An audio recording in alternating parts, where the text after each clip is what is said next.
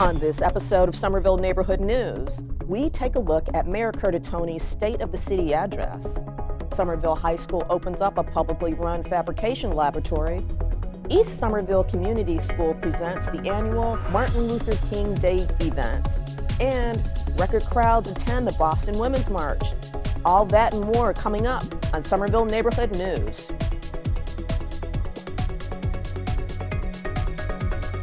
Hello and welcome to Somerville Neighborhood News. I'm Melanie Morris. Today's Tuesday, January 24th, 2017. Earlier this month, Somerville held its annual State of the City meeting in the aldermanic chambers of City Hall. The public was invited to join city officials to reflect upon 2016 and to learn about upcoming programs for the year.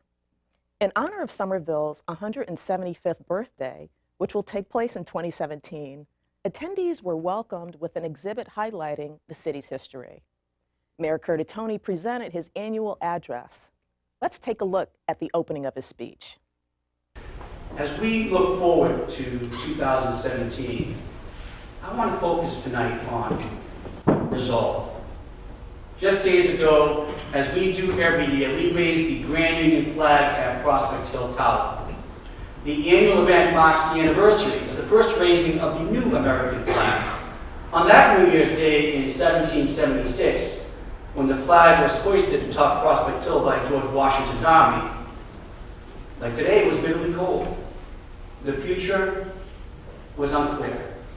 There was no nation yet. There was no certain path to victory. But they raised the flag over the highest point of land for all to see anyway. They were determined. They were resolved.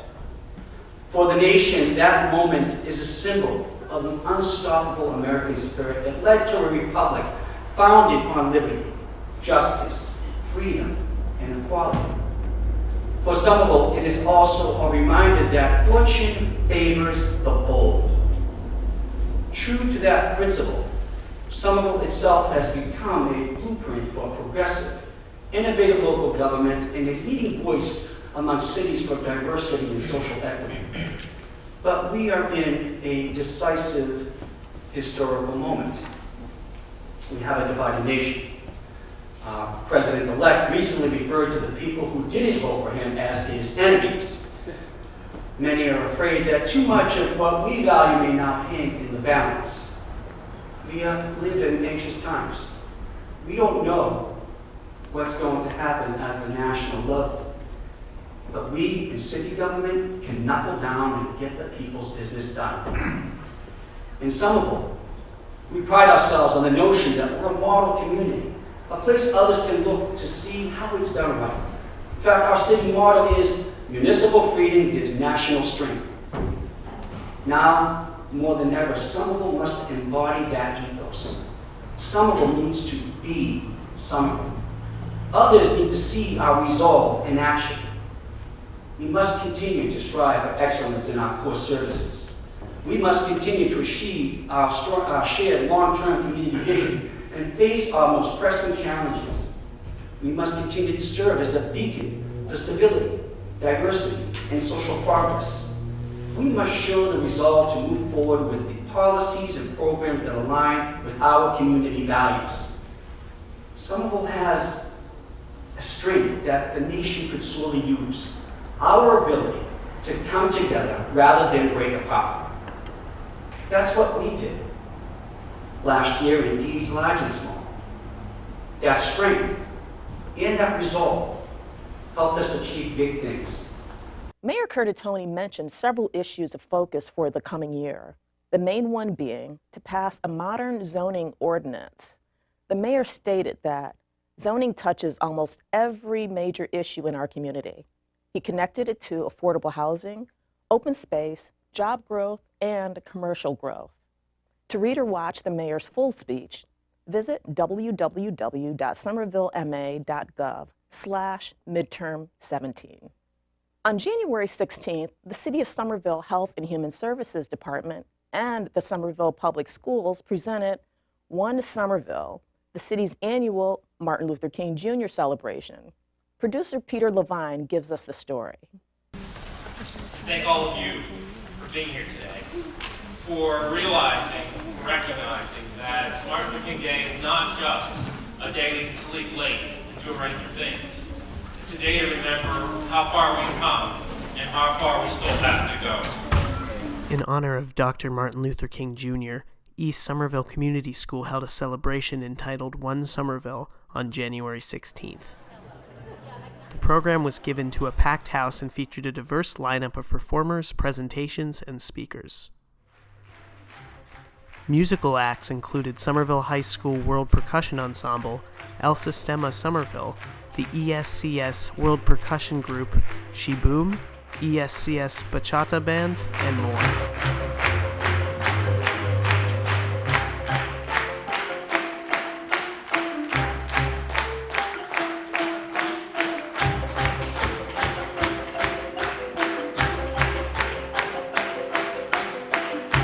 The keynote address was presented by Dr. David R. Harris, Tufts University Provost and Senior Vice President.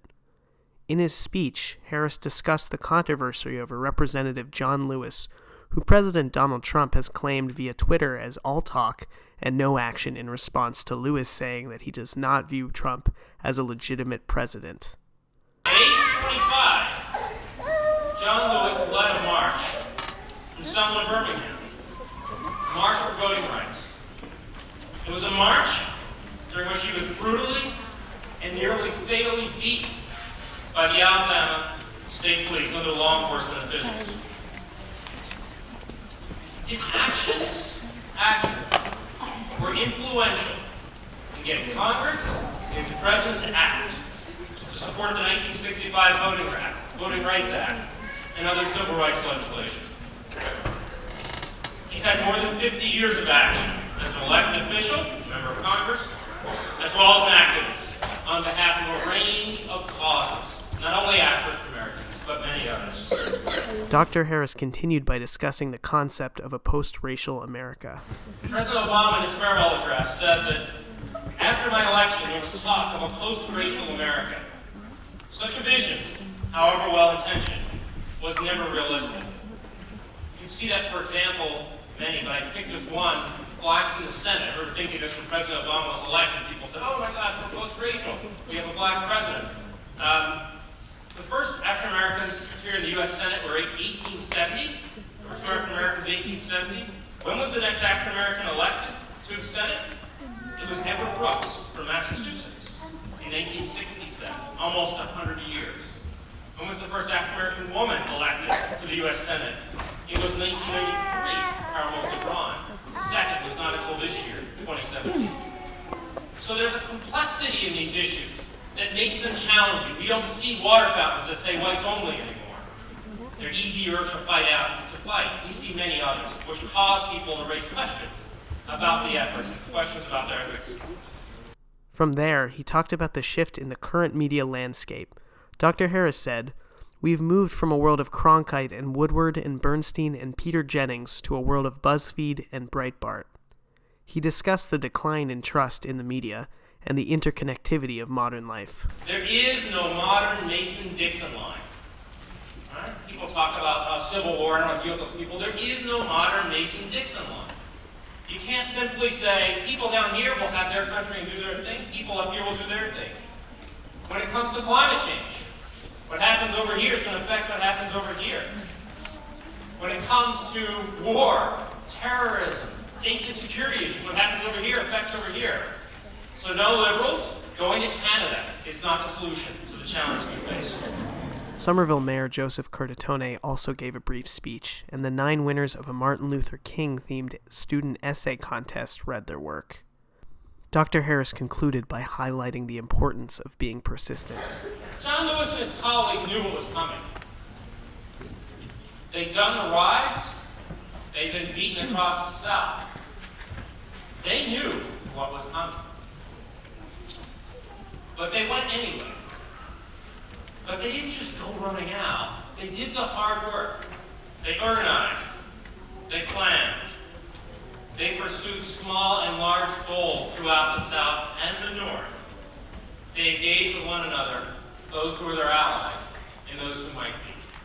And that, I think, is what President Obama left us last week in his address, And so what I leave you today is the notion of persistence, that as we pursue these goals and continue to pursue them, we saw in the video, and that Martha King fought and died for, we must be persistent, we must organize, pursue small and large goals, and we must engage. Thank you. For Somerville Neighborhood News, this is Peter Levine. Somerville High School recently opened a publicly run Fabrication Laboratory, or Fab Lab, called FabVille. SNN took a tour of FabVille and had the opportunity to talk to its director, Jerry Shaw. Let's take a look.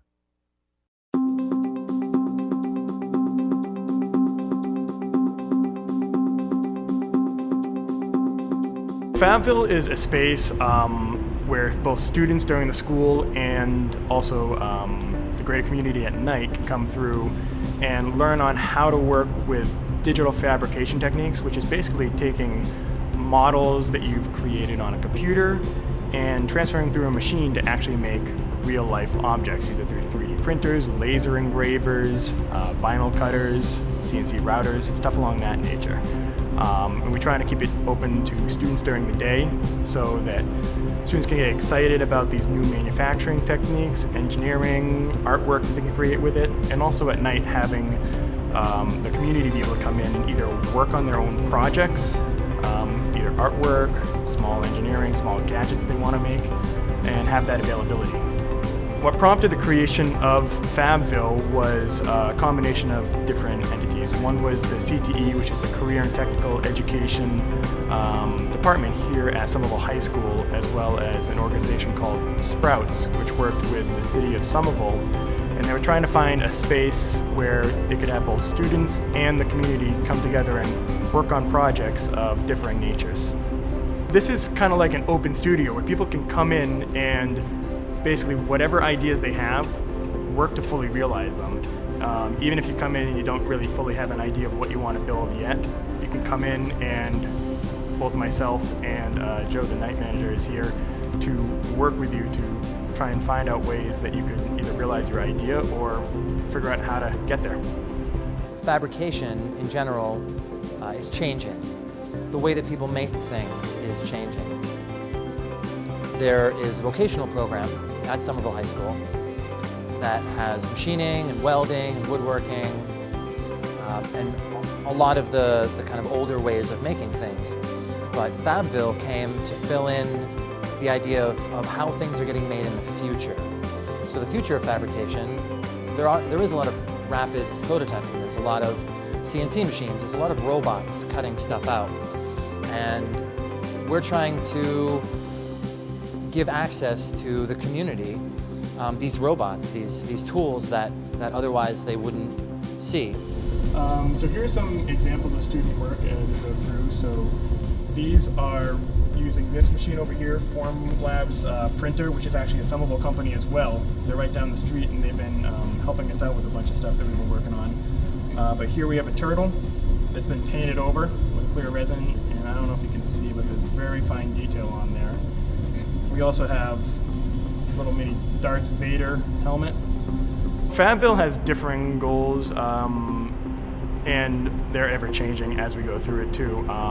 For me, as a teacher in the high school itself, my goal is to get students excited about creating, to get excited about engineering, to get excited about art. Basically, just being able to have a space where they can go and they can work on these machines, to work on either their projects in the classroom or to further create projects that they might want to do through entrepreneurship. I have several students that have come to me with ideas on inventions they'd like to make, and this is a space where they can come through and they can prototype on these ideas, and then through work with the other vocational programs in the school can actually possibly realize these ideas coming later on. So this is our simulator room, and inside here what we have is we have 9 different simulators that are pretty much exact replicas of our CNC machines out in the shop. Only difference is if you run something in here and you screw up on something, you're not going to crash the machine, break apart, or partially harm someone. So the students will come in here, plan out their programs, run everything, and get used to the actual feel of operating these machines before actually going on them. For aspects at night, we're looking for trying to find ways to bring the community in. basically have a space where people that have never created before or have never maybe worked with their hands or done anything with digital fabrication techniques to feel safe and to come in and get a start on it and get kind of a feel for what is out there and what they can do. You can etch something, you can etch a photo into a piece of plastic or a piece of wood. You can make some jewelry. You can make models for your D&D club. You can bring some people here and just sit down and talk and envision and come up with some sort of idea, some way to realize your dreams. So right now the best way to get involved is just come by our space. We're open most days after school from 3 till 8 p.m. Where you can just come in, take a look at the machines that we have. We have a night manager who works here every night. I'm here during the middle of the day when the students are here. If you go online, you can find all of our information through the city and through the high school, where you can actually contact myself, Jerry Shaw, or get more information on what times and what classes we may have available throughout the week.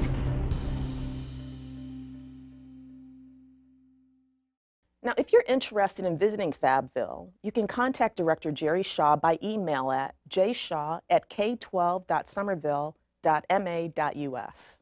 Friday, January 20th was Inauguration Day. The following morning, protests gathered in cities across the country and even internationally. Collectively, it is estimated that there were over 4 million protesters. Locally, more than 175,000 people met in the Boston Common for the Boston Women's March for America.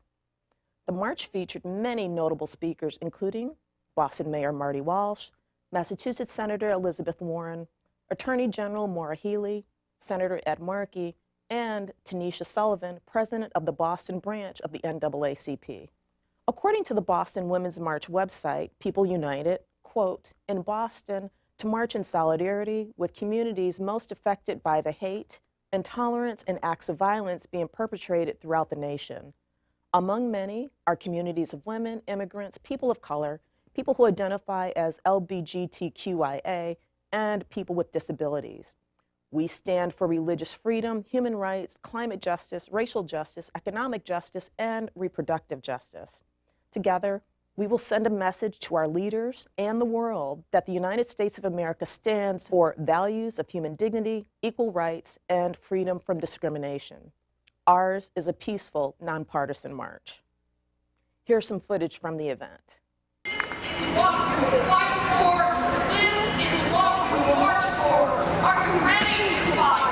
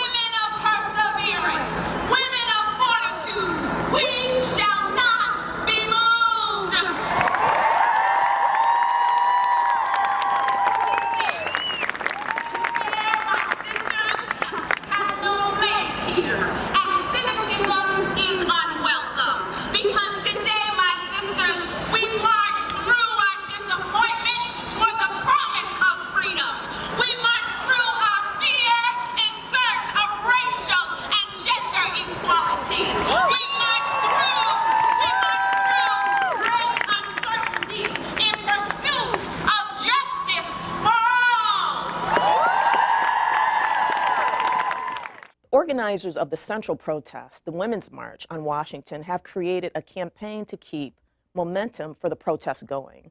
The campaign is called 10 Actions for 100 Days and features an organized call to action for citizens who want to make a change. To learn more about this campaign, please visit www.womensmarch.com/100. To close tonight's program, we take a look at the conclusion of Mayor Curtatone's speech from his State of the City address. As a city, we have come a long way since our separation from Charlestown those 175 years ago. Our economy is growing and thriving. Our schools are among the best in the state. Our public safety teams have proven that low crime and urban living can go together. Yes, we have work to do. Affordable housing, quality and quantity of open space, social equity and inclusion are the issues that communities across the region and the country continue to grapple with, but together we will tackle them. We will have some tough decisions to make with the unplanned expense of the Green Line extension and the necessary infrastructure work we must do for our community. We must make careful choices in the coming years on other priorities. We will not be able to do everything right away, but what is clear is that if we stay the course on Somerville, if we remain bold and resolved, we will get there over time. The beauty of that plan is that it plans for all of us. It plans for the development that will bring not just the housing and jobs, but the tax revenues and developer contributions that will help pay for the programs, initiatives, and services that will make possible the community we envision for each and every one of us. As we enter 2017, I am resolved to deliver on this city's grandest visions. I am resolved to be the voice for those who need someone to speak up for them. I am resolved to show anyone who cares to look that the Somerville way is the better way. This year, as always, I hope you will resolve to join me and this board in that. We know who we are. Now we just need to be the best version of Somerville that we can be. Thank you.